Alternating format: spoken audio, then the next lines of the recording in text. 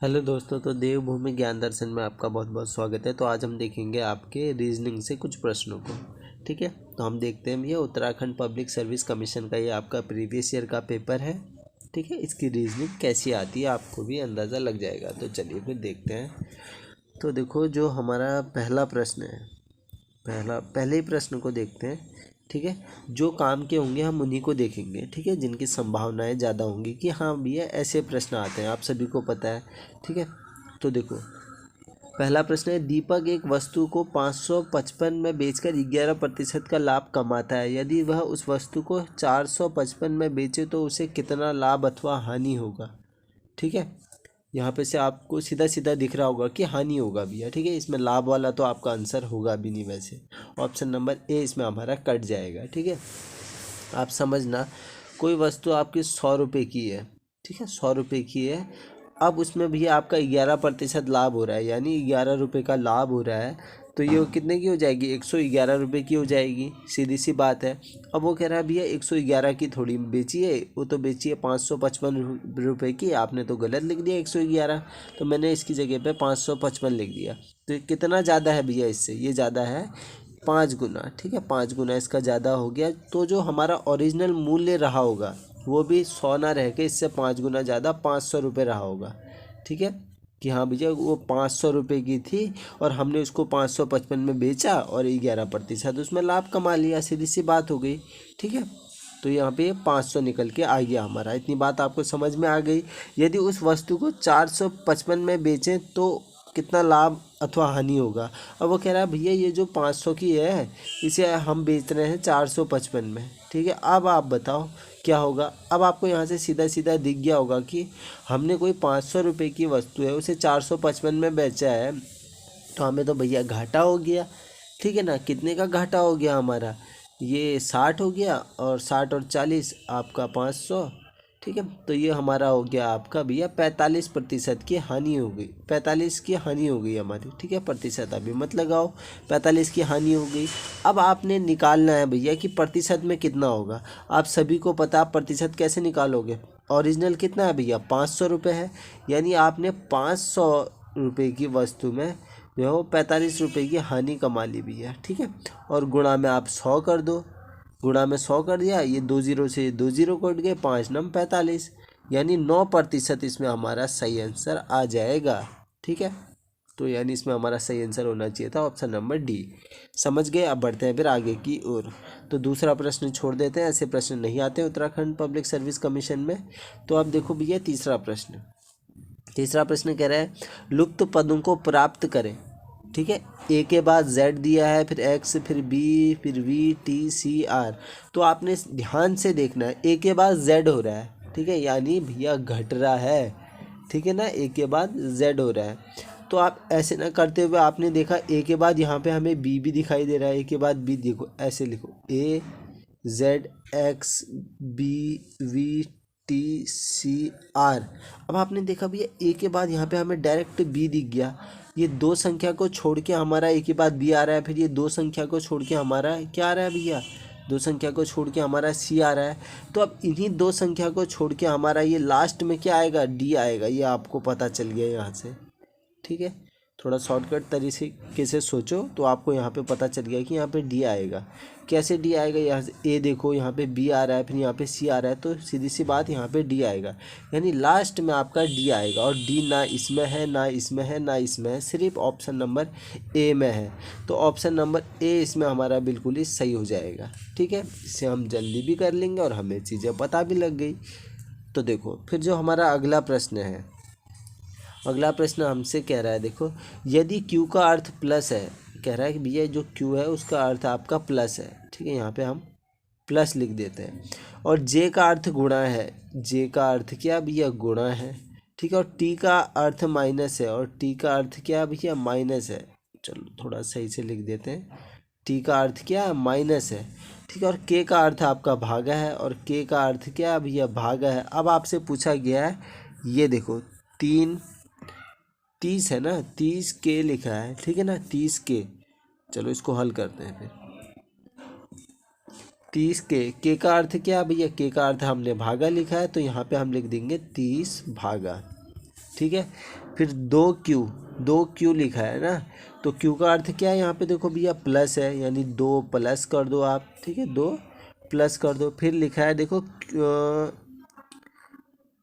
3J, 3 और J लिखा है, यानी J का अर्थ गुणा हो गया, तो 3J यानी गुणा कर दो आप, 3 गुणा, ठीक है। फिर 6 और T लिखा है यहाँ पे, देखो 6 और T लिखा है, तो T का अर्थ है माइनस, यानी 6 माइनस कर दो, ठीक है ना। और लास्ट में क्या आपका भैया 5 है। अब इसको आपने हल करना है, ठीक है, इसको हल करना है, इतना अलग कर दो, इसको हल करो आप। सबसे पहले आप करोगे भागा, ठीक है ना, काटो तो भैया कितना हो जाएगा, 2 एकम 2, 2 पंचे 10, यानी 15 आ गया, प्लस कितना हो गया, फिर आप गुणा करते हो हमेशा, आप गुणा करोगे तो गुणा में कितना आएगा आपका, 6 कम 6, 6 दूनी 12, 6 तिया 18, 18 आ गया। फिर देखो माइनस का 5 यहाँ पे आप ऐसे का ऐसा ही उतार दोगे।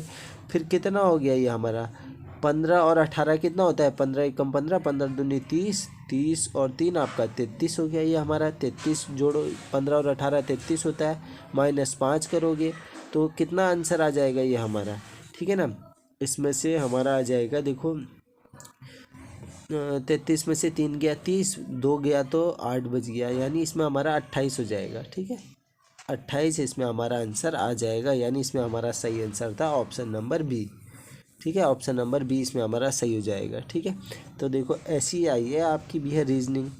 तो देखो फिर हमारा अगला प्रश्न है, अगला प्रश्न कह रहा है आज वरुण का जन्मदिन है, ठीक है, आज वरुण का जन्मदिन है, आज है भैया जन्मदिन, ठीक है।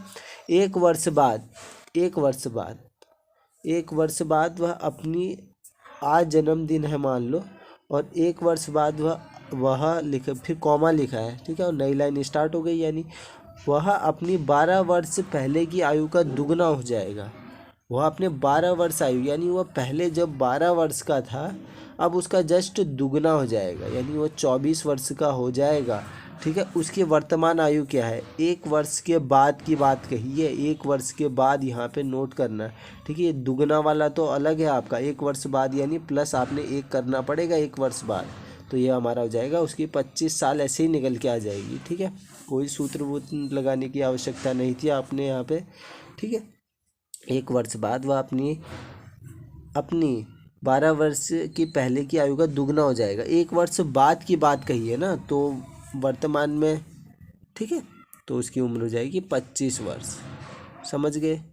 बढ़ते हैं फिर आगे की ओर, उसका बर्थडे भी था भैया, 25 वर्ष इसमें हमारा सही हो जाएगा। बढ़ते हैं फिर आगे की ओर, अगला प्रश्न है सुमित के दादा का भाई हेमंत के पिता का पिता है, ठीक है। बोला जा रहा है जो देखो सुमित के जो दादा हैं, ठीक है, दादा के भाई,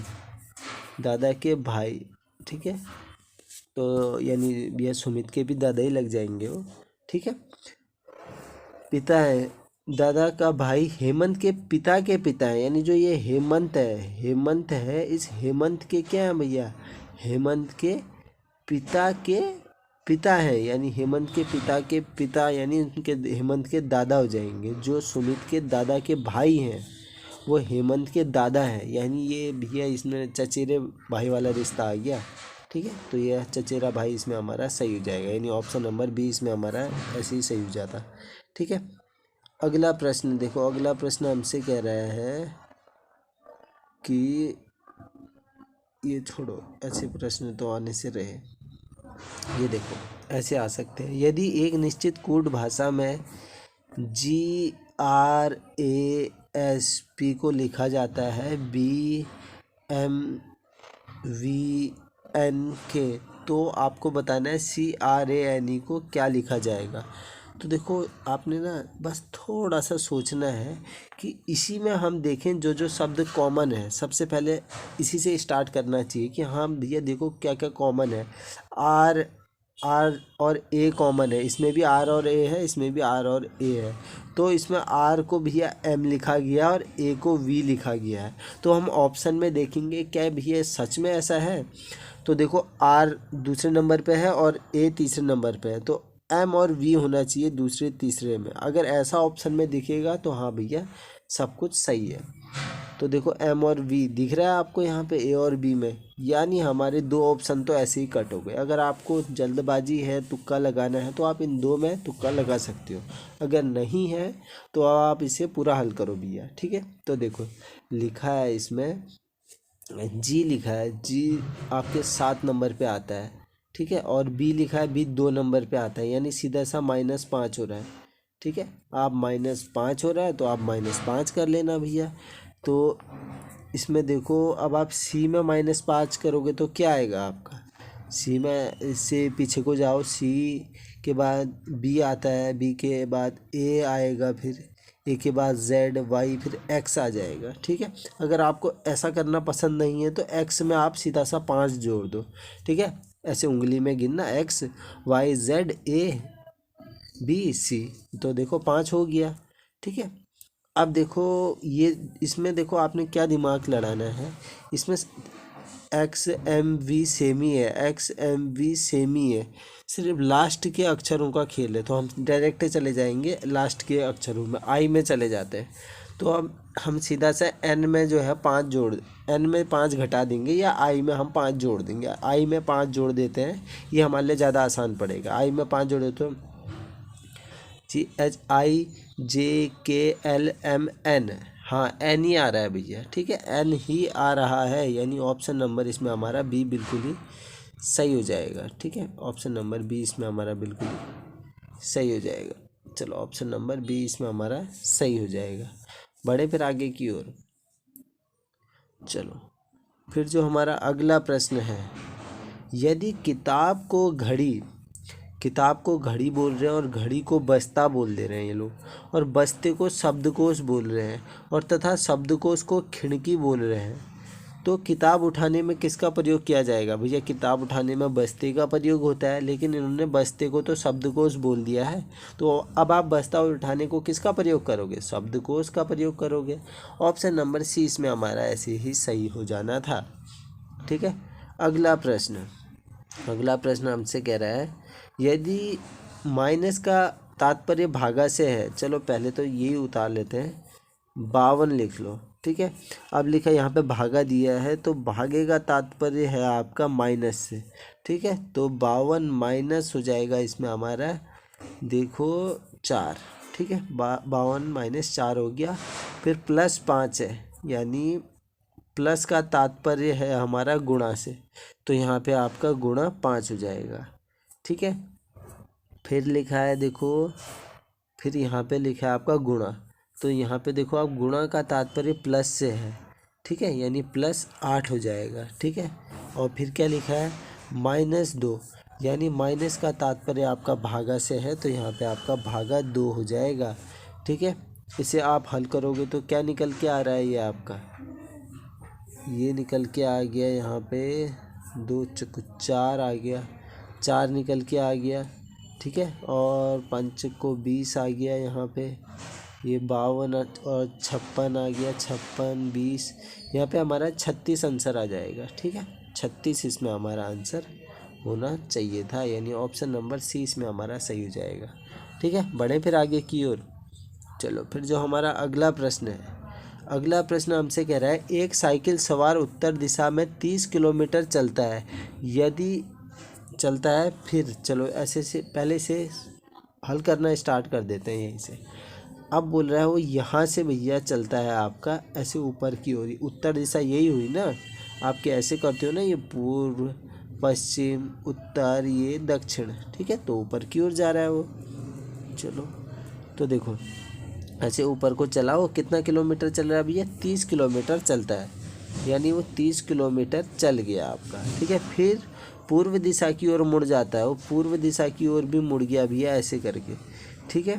पूर्व दिशा की ओर मुड़कर 40 किलोमीटर चलता है, यानी वो 40 किलोमीटर चल गया भैया पूर्व दिशा की ओर। फिर पुनः दाहिनी ओर मुड़ता है, अपने हाथ को ऐसे उठाओ और करो तो दाहिना कौन सा हाथ है आपका, दाहिना, यानी अगर आप ऐसे चल रहे हो, इस साइड को चल रहे हो, तो आपका दाहिना ये होगा ना, ठीक है, यानी वो नीचे को फिर मुड़ जाएगा भैया। पुनः फिर से वो चलता है 20 किलोमीटर, ठीक है, 20 किलोमीटर चल रहा है यहाँ से वो, 20 किलोमीटर यहाँ पे लिख लो। तत्पश्चात आपने दाहिनी ओर मुड़कर 40 किलोमीटर फिर जाता है वो। अब आप नीचे को आ रहे हो तो आपका दाहिना ये वाली साइड होगी ना, ठीक है, तो आप दाहिने इस साइड चले गए 40 किलो, ठीक है, 40 किलोमीटर फिर से चले गए।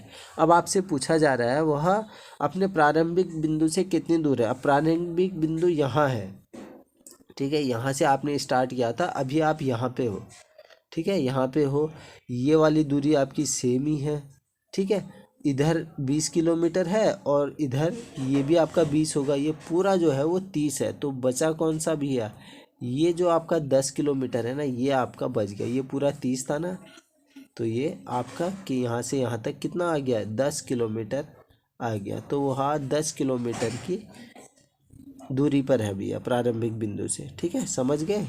तो इसमें हमारा 10 किलोमीटर बिल्कुल ही सही हो जाएगा, ठीक है। बढ़े फिर आगे की ओर। फिर जो हमारा अगला प्रश्न है, देखो अगला प्रश्न देखते हैं। मोहन एक व्यक्ति की तरफ इशारा करके एक स्त्री से कहता है, उसकी माँ, उसकी जो माँ है वो तुम्हारे पिता की एकमात्र पुत्री है, यानी तुम्हारे पिता की एकमात्र पुत्री। वह स्त्री उस व्यक्ति से किस प्रकार संबंधित है, वह माँ होगी भैया, ठीक है। ऑप्शन नंबर सी इसमें हमारा सही हो जाएगा, समझ गए। तो आशा करता हूँ इस वीडियो से आपको थोड़ा बहुत तो ज्ञान मिला होगा, ठीक है। अगर वीडियो आपको पसंद आएगी तो आप कमेंट बॉक्स में कमेंट कर देना, ये पूरा पेपर हम हल कर देंगे। वैसे भी 150 से ऊपर प्रश्न है इसमें, ठीक है, छांटने पड़ेंगे कि कौन कौन से हमें करने चाहिए, किस टाइप के प्रश्न आते हैं करके। तो देखो, अगर इस वीडियो से आपको थोड़ा भी ज्ञान मिला होगा तो आप इस वीडियो को लाइक कर देना, शेयर कर देना और कमेंट कर देना। इसी आशा के साथ हम करते हैं वीडियो को यहीं पर समाप्त। चलिए, धन्यवाद।